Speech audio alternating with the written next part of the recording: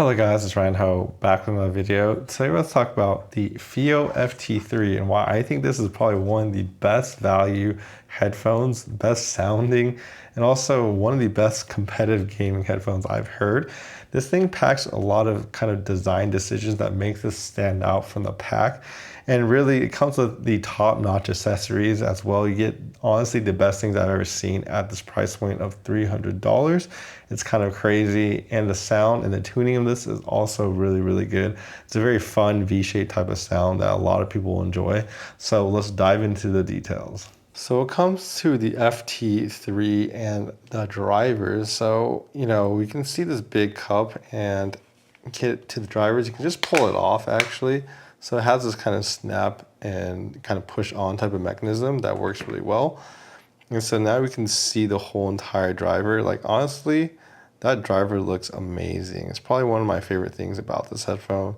I just love the design on it, but just look at the size of the driver. It's just massive. These are 60mm drivers and they're way bigger than their competitors. Let me just show you what the Sennheiser one looks like. So putting the drivers side by side, you can kind of see how the Sennheiser is definitely smaller. You can't even see, honestly, the whole entire driver of the FT3. It's almost part of it's hidden behind the chassis. So you can definitely see how big that is, a 60 versus a 38mm driver. Another important thing about the FT3 is it actually has beryllium coated drivers. So the beryllium coat of the drivers really just allow the drivers to kind of have more detail. So if you didn't know, beryllium is basically a strong but lightweight metal. And they need that type of metal so it can not only move fast, but also have a lot of strength and not distort. And that results in more detail. And I can tell you from my listening that this is definitely very, very detailed. And you typically find beryllium drivers on more expensive units, such as the Focals that go from $1,000 to $5,000. A lot of these ZMF headphones that go for like $3,000 use beryllium drivers as well. And then you even have things like the Meze 109, which is like, I think like $900 or $1,000, which also use beryllium drivers. And so they're pretty much considered to be like the most detailed type of drivers you can have for dynamic drivers. And so this being $300 is pretty much a steal that it has such big beryllium drivers. And the last thing I want to mention is, as you can see, this cup, it obviously is not even, right? This is actually an angled driver, as you can see, and the angle from this driver really allows this to have better imaging and allows your kind of audio to kind of be projected more kind of forward like speakers. So essentially, when you wear headphones, the audio comes from both the sides, right? But when you kind of listen to speakers, the sound comes from in front of you. So if you angle the drivers, it gives it a little bit more of a forward presentation and gets it better imaging. So when it comes to playing like competitive games, especially like competitive FPS games, I find these to be very, very good. One of the best headphones I've ever used for imaging, especially with the big soundstage on top of that great imaging. This makes it honestly one of the best headphones you can use for competitive gaming. And then of course, because the beryllium drivers, it's probably one of the most detailed drivers you ever have too. So that does that really well. But obviously imaging also helps for just listening to music. This has laser precise imaging. So when it comes to sounds and instruments and everything that you kind of hear in the zone, you can really hear exactly where they're coming from. And I feel like it just really melds everything together really well and makes this headphone honestly an enjoyable experience. But yeah, I have to tell you guys, when I was playing Valorant with this, I mean, this shit was kind of crazy. Honestly, you can hear exactly where they are. This is like one of the most pinpoint headphones I've ever had. This one rivals, I would say, my EPOS H6 Pro, but it has a little bit more detail because of the drivers, and the sound stage is a little bit big too. So I think those are the two aspects about this headphone that are kind of better than the EPOS H6 Pro. But I do think the EPOS does have a little bit more, I guess, bass, and the treble is a little bit more neutral, a little less emphasized than this one. But this one definitely has the most detail with the great imaging. So honestly, this might be the best competitive headphone I've used so far. And it does that really, really well. So if you're looking for that open back, sharp imaging, sharp sound, this is definitely one of the best I've heard. All right, so we got the Fiio FT3. Comes with a shiny box, this RGB type of look. They really got that down on these boxes, but let's see what we got inside. Then we got the little bag in here that protects the headphone. Then we get this nice leather strap bag. This is the same one that I kind of unboxed in the FT5.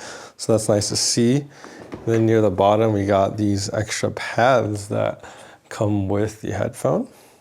Let's talk about everything that this comes with. So it comes with a ton of accessories, but you get this really, really nice kind of leather box that's a hard case. And honestly, it fits everything really well in there. But the cable this headphone comes with is also just exceptional. It's just a balanced cable, right? But you can also swap it with a different tip to have a single ended. And then they also come with this kind of XLR adapter, which you just put on top and it converts it into XLR. So you basically have every single kind of head or tip that you want to stick into your headphone. And so we also have, you know, a 1/4-inch adapter as well. This thing comes with literally all the accessories that you would ever need. And of course, it actually comes with 2 extra pads. Now these pads are different. They are kind of a fenestrated leather. And the type of sound that you get from this one is definitely a kind of a bass lighter and more kind of treble focused sound. So I would say it changes the headphone from being what I consider V-shaped to something that's more neutral bright type of sound. So if you're looking for more treble, then these pads would be for you. However, I do prefer the suede that is currently on this headphone. So we have a swappable cable. So if I pull this out, you just kind of pull it out.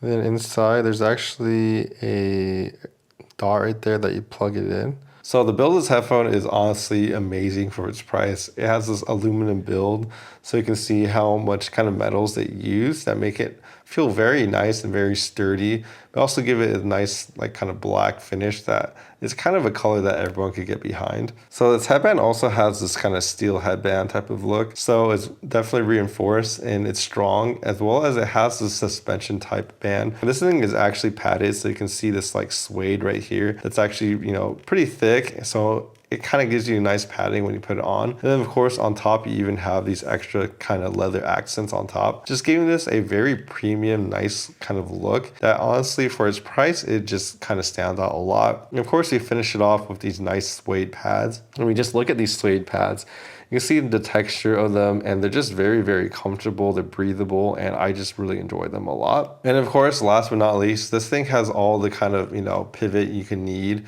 So this kind of angles really well and, you know, it kind of fits really well because it has all that ability to kind of pivot and swivel. So when it comes to like listening tests, I prefer my listening test using the iFi Diablo 2. This thing is pretty much overkill for this, but it's a very powerful, very nice sounding DAC amp. But this headphone does require some power. So this is 350 ohms. So I did have some issue with using my kind of iFi Go Link with this one before, but then my iPhone kind of, you know, the iPhone USB-C cable worked fine with it. So, you know, I guess your mileage may vary, but I do think that you probably need an amplifier for this as it's 350 ohm. And that higher impedance does allow it to be used with, you know, a lot of tube amplifiers that people like to use. So you could definitely try those out if you want. And, you know, a lot of audiophiles enjoy the kind of higher impedance because of that kind of functionality. All right, so let's talk about sound. So when it comes to the Fiio FT3, it does have a very V-shaped type of sound. And that, I think, gives it a very, very fun sound that you don't really hear a lot of open back headphones, because a lot of open back headphones, quite frankly, have, you know, flat bass. So this actually has a boost in bass that makes it sound honestly kind of like a more consumer type of headphone. This bass has a lot of weight to it, so when you're listening to your pop, your EDM, a lot of your kind of more modern genres, it definitely kind of delivers the bass that you really, really want, and you definitely won't be missing the bass. I think that's probably the best aspect about this headphone, and it goes really deep into the sub bass. So this really does that really, really well, especially for a dynamic driver and an open back headphone. Now, the reason why I think it does so well in that is because I do think this headphone is interesting because it is an open back headphone, but I would kind of argue that it's probably more like a, I guess, semi-open back, because, you know, when I cup my ears, right, this, and when I listen to music, the sound doesn't really change too much. And that kind of gives me the signal that there's definitely a kind of dampening in the back that I think is what it's doing is definitely helping the bass and the sub bass kind of be lifted more because of all that material in the back. And so that's my theory of why it is a kind of a semi-open headphone, but at the same time, why it has such good bass and sub-bass response at the same time. So when it comes to the mid-range, it definitely has a typical V-shaped type of sound. So the mid-range kind of takes a little bit of step back, and kind of the bass and the treble kind of take the main focus of this headphone, and that's kind of what you focus more on. Now, the thing that I noticed about this is, so when it comes to like male, female vocals, they do sound, you know, much more, a little bit more distant than they usually are on other headphones like the Sennheiser. However, the bass comes out a lot more. It's a lot more fun than a typical HT5.8X. It's much more detailed. It goes a lot more deeper. The bass sounds much more massive, and it comes from all around you because the drivers are bigger. The soundstage is also bigger than a Sennheiser. So in all the ways, it sounds a lot more fun than a Sennheiser. But the Sennheiser does have a little bit more mid-range than this because it's focused more on the mid-range, while this focuses more on the bass and the treble. So when it comes to the treble of this, that's where this headphone really shines. Yet sometimes I do think the treble is slightly overemphasis a little bit, but let's talk about it. So when it comes to a lot of the female vocalists, they sound really, really detailed and very good. So I would say the treble is what I would consider more neutral, maybe slightly neutral bright. Somewhere in the upper treble region, it does get just a little bit overemphasized. I can kind of hear a little bit, but it's kind of a characteristic that I've noticed in a lot of like Berlin driver headphones. Like if you listen to a Focal headphone, a lot of people call it the metallic timbre in that one. If you listen to even the Meze 109, they kind of have definitely enhanced treble response. This one seems to have the least amount of that, but it still exhibits some of that like Berlin driver type of enhancement. So the treble could get slightly overemphasized. So that's something to kind of watch out for sure. And I would say that's probably the only like, I guess, gripe or quote unquote con I have with this headphone. But overall, I think this is just a really fun type of sound. This is a very, I guess, consumer friendly type of sound is what I would like to say. Essentially, it sounds kind of like, I almost say it sounds like a Sony headphone, like the XM5, because it definitely doesn't have as much just ridiculous amount of bass as those headphones have, but it's definitely more akin to a more funner, more modern type of sound.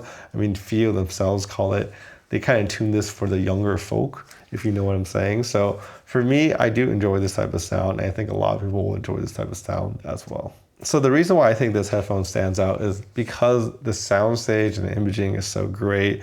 The big drivers, the Berlin drivers, have a lot of detail. The build is basically a metal build, and you also have all the great accessories. All this priced at $300 seems like a steal for me. Honestly, I think they tried to like blow out the competition and kind of show off kind of how good their engineering skills are, because they really they picked every aspect of this headphone to be the best that they can.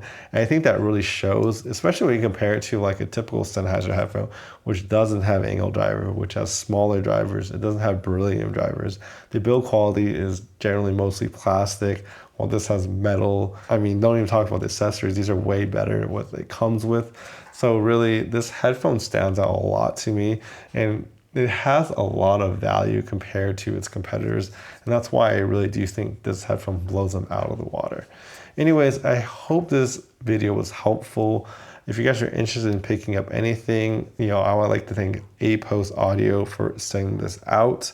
So if you guys are interested, I'll leave links to APOS down below. Anyways, I hope this video helps you guys out. I have more reviews on the FT5. If you guys are, interested, I even have reviews on the HT5.8X. This is the owl right here, so you guys should definitely check out my channel. And I do plan on doing a comparison between this one, and probably the Audiophile MM100, since it's been a while since I talked about that headphone. So yeah. Anyways, I hope you guys enjoyed this video. Please like and subscribe down below. Helps my videos out, and I'll see you guys in the next video.